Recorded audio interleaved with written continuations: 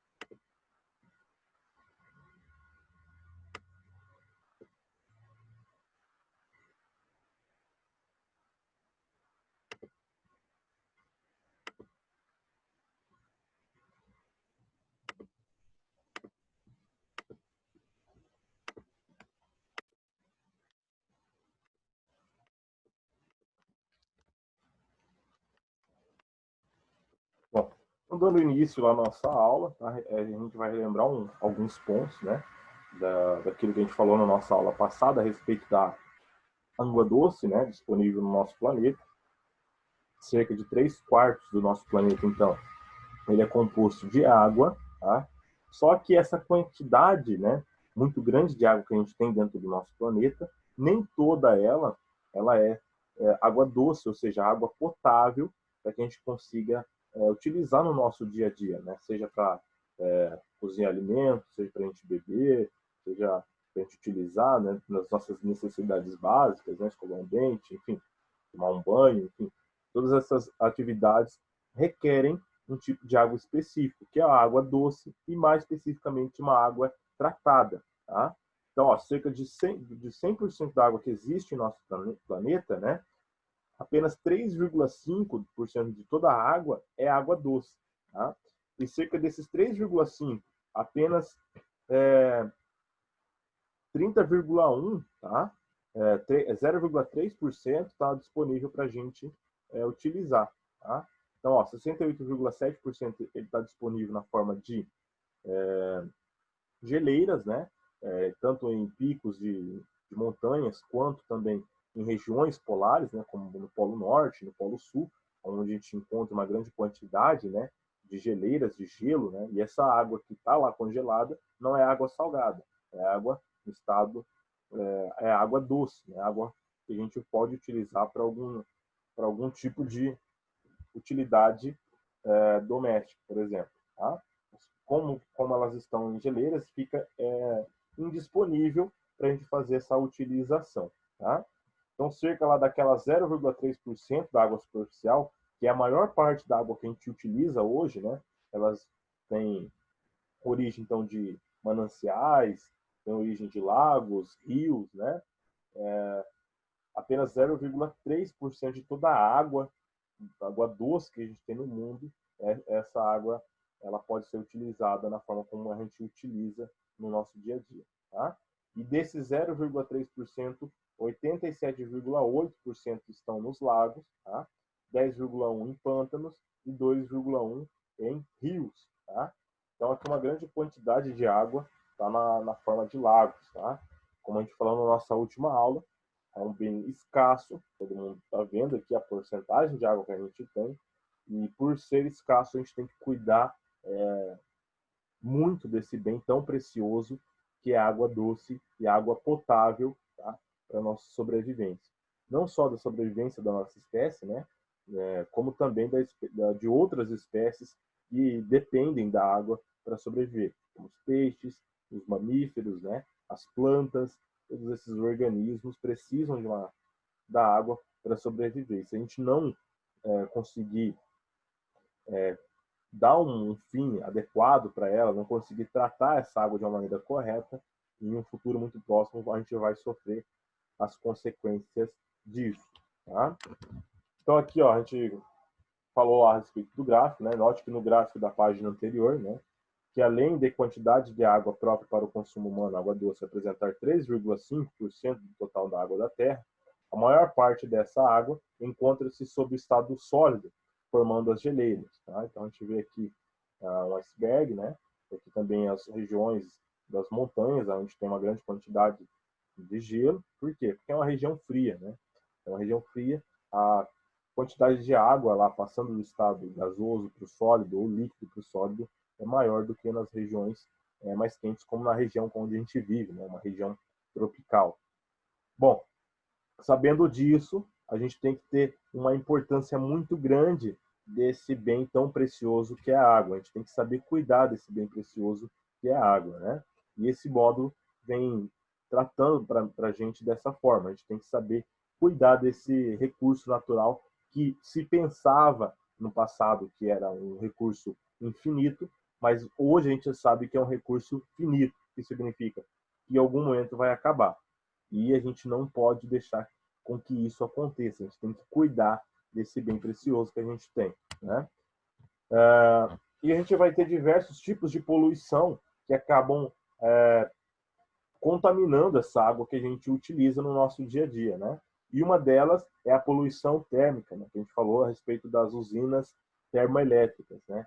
Que acabam utilizando então dessa água para fazer o resfriamento desses reatores nucleares, onde tem uma quantidade muito grande de calor, né? Porque são usinas termonucleares que acabam convertendo a energia térmica que acaba sendo extraída desses reatores nucleares para energia elétrica. E para fazer o esfriamento dessas usinas é utilizado água. E essa água ela é destinada de volta para as regiões, para as lagoas, ou para rios, ou para mares. O que isso acontece? Acontece que essa água quente, tá? Quando ela é liberada novamente no ambiente, ela acaba influenciando na vida de outros seres vivos. Por exemplo, peixes, né? Crustáceos, todos aqueles organismos que vivem naquela região acabam sofrendo também devido a essa poluição térmica. Às vezes, 2, 3 graus a mais ou a menos na temperatura da água pode influenciar na vida de todos aqueles seres que vivem ali. Por quê, professor? Mas não é normal a água esfriar e a água esquentar? É normal, mas a água não muda de temperatura da noite para o dia. Tá? Ela vai demorando um certo tempo para que essa temperatura ela vai alterando com o passar do tempo. Tá? Assim como também o nosso clima. Bem difícil, por exemplo, 1 hora da tarde está menos 5 graus e, por exemplo, 6 horas da tarde já está 33 graus, por exemplo. Não dá. Então, a mudança de temperatura, a mudança de clima, apesar de alguns dias antes perceber que ela foi repentina, mas ela não foi tão repentina assim. Ela vai subindo de acordo com o aquecimento solar, né? O aquecimento do globo terrestre e assim por diante, né? E esse tipo de alteração térmica que as termonucleares acabam afetando, acabam realizando, né, nesses ambientes aquáticos, são de suma importância para esses organismos que vivem naquela região. Tá? E agora a gente vai fazer a correção da nossa atividade 1. Tá? Na atividade 1 tinha 2 exercícios, exercício 1 e 2, e a gente vai começar lá pelo exercício 1. Você acha correto afirmar que a maioria, que a maior fonte de poluição de água doce superficial e subterrânea no Brasil é a produção de esgoto doméstico? Justifique a sua resposta. Tá? Então, a resposta esperada aqui seria um não. Tá? Apesar do esgoto doméstico ser uma fonte considerável de poluição da água, como visto lá no módulo 12, sobre saneamento básico, a maior parte da água doce utilizada pelo ser humano é usada na agricultura, 70%, e nas indústrias, 22%, o que torna essas atividades, né, proporcionalmente mais poluente do que o esgoto doméstico. Tá? Se a gente for para analisar em quantidade de água utilizada e água que acaba sendo contaminada por essas duas fontes, né, tanto pelas indústrias quanto na agricultura, né, na parte de irrigação, a gente vai perceber que somando ali a gente vai ter o quê? 92% dessa água, água doce que é utilizada pelos seres humanos dentro da agricultura e da indústria, que pode causar contaminação. Tá? Então, é uma quantidade muito grande se a gente levar em consideração, por exemplo, para a utilização doméstica, que é 8%. Tá? 8% perto de 92% não é quase nada. Por quê? Na indústria, né, a gente vai ter contaminação por agentes químicos, mercúrio, chumbo, tá? E na agricultura a gente tem os defensivos agrícolas, tá? Também conhecidos como agrotóxicos, que acabam no momento da irrigação, né? A pessoa vai lá, faz o manejo inadequado e todo esse agrotóxico, né, esses resíduos de agrotóxico acabam escorrendo para os rios ou para os lençóis freáticos e a contaminação é bem maior por esse meio do que pelo uso doméstico da água. Beleza? Número 2 agora. A última frase do tópico poluição da água traz um questionamento. Por que tanto escasso um bem tão precioso? Com base no que estudou até agora, como você responderia essa pergunta? Então a pergunta é, por que tanto descaso, né, com um bem tão precioso? Essa é uma resposta pessoal, tá? Mas uma das respostas esperadas para essa atividade seria que o descaso ele vem daquela premissa, né, que a gente falou no início do nosso módulo, de que a água ela é um bem infinito, né? Por a gente às vezes ver rios muito grandes com grande quantidade de água, para a gente ver o mar, né? Ver umas regiões chuva, né? Graças a Deus a gente mora numa região que tem uma grande quantidade de chuva. A gente tem aquela falsa ilusão, tá? Uma falsa ideia de que essa água ela é um recurso infinito, que ela não vai acabar. Quando eu abro a torneira, eu tenho água, tá? A gente só percebe realmente quando que esse é um bem que ele é precioso e não é infinito, né? Não, que vai acabar um dia quando a gente abre a torneira lá para escovar um dente ou para tomar água e não tem água, tá? Por exemplo, quando eu tenho algum tipo de manutenção da Sanepar, né? Ou alguma coisa do tipo, quando a gente abre lá a torneira ou vai abrir o chuveiro e não tem água, é que a gente percebe o tão importante que é a água dentro das nossas vidas. Sem energia elétrica, dá para sobreviver numa boa. Dá para usar uma vela, né? Dá para clarear uma vela, dá para ferver a água para tomar banho, enfim.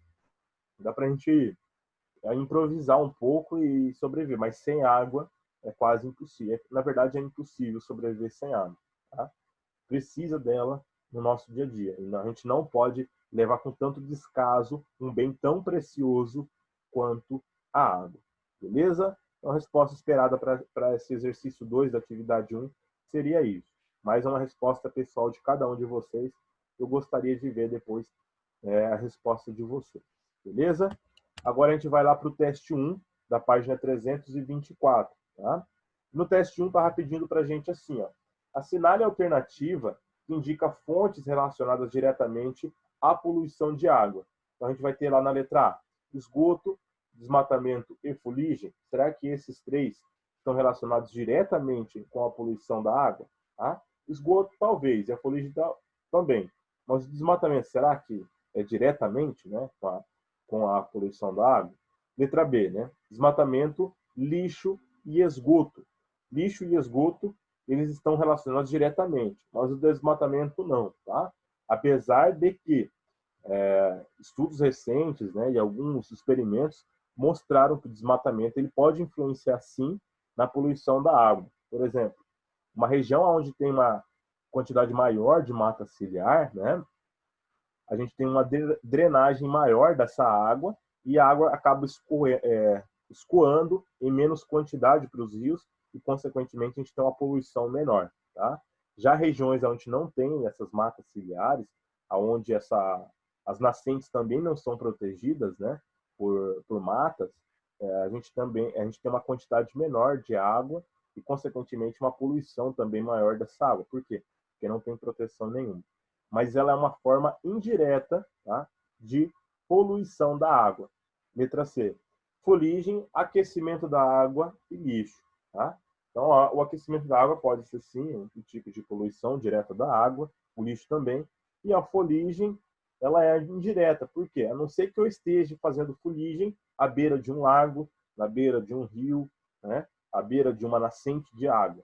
Isso ela depende muito de como a gente vai levar essa fuligem até os corpos de água, né? Até a lagoa, até um rio, até uma nascente. Então, a fuligem é uma forma indireta, tá? Ela precisa de um transportador, de alguém que transporte essa fuligem até esse local, tá? E letra D, a gente vai ter lixo, o aquecimento da água e os esgotos. e o esgoto, né? Esses três, sim, são fontes relacionadas diretamente com a poluição da água.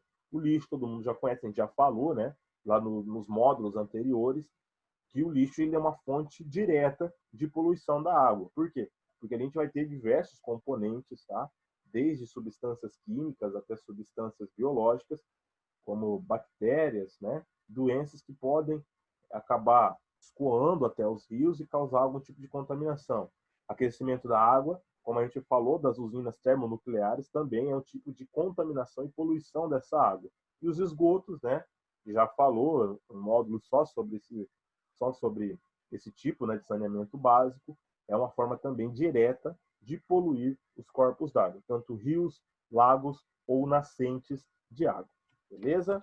E agora a gente vai lá para o Em Casa número 1 da página 324. Tá? Então, em determinado município no interior brasileiro, o rio que o atravessa é utilizado como local de lazer por duas comunidades próximas, a comunidade A e B. Antes de chegar à cidade, o rio passa por áreas agrícolas, onde vive a comunidade A, cujas lavouras são usados pesticidas, substâncias que matam pragas agrícolas. Né? Quando o rio atravessa a cidade, onde vive a comunidade B, recebe parte do esgoto das residências, já que nem toda a rede de esgoto está instalada. As pessoas que nadam nesses rios estão sujeitas a eventuais problemas decorrentes da poluição da sua água. Justifique. Observação. Considere que as pessoas de ambas as comunidades usam o rio para nadar. Tá? Então, se as pessoas utilizam esse rio para nadar, tá? Tanto da cidade A quanto B, será que elas estão sujeitas a eventuais problemas decorrentes da poluição da água? Com certeza, sim. Tá? As pessoas das duas comunidades estarão sujeitas a problemas relacionados à poluição da água do rio, devido à poluição gerada por ambas as cidades, né? Então a gente vai ter a poluição agrícola da cidade A, juntamente com quem? Com os esgotos da cidade B, tá? Então, se na cidade A as pessoas nadam juntamente desses resíduos, né, dos pesticidas, na cidade B, além dos pesticidas, ainda tem a questão dos esgotos que são lançados.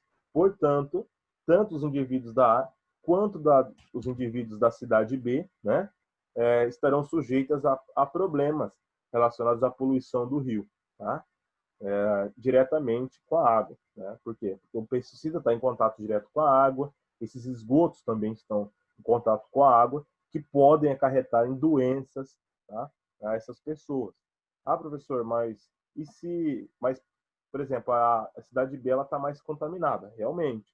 Tá? A cidade B está mais contaminada. Por quê?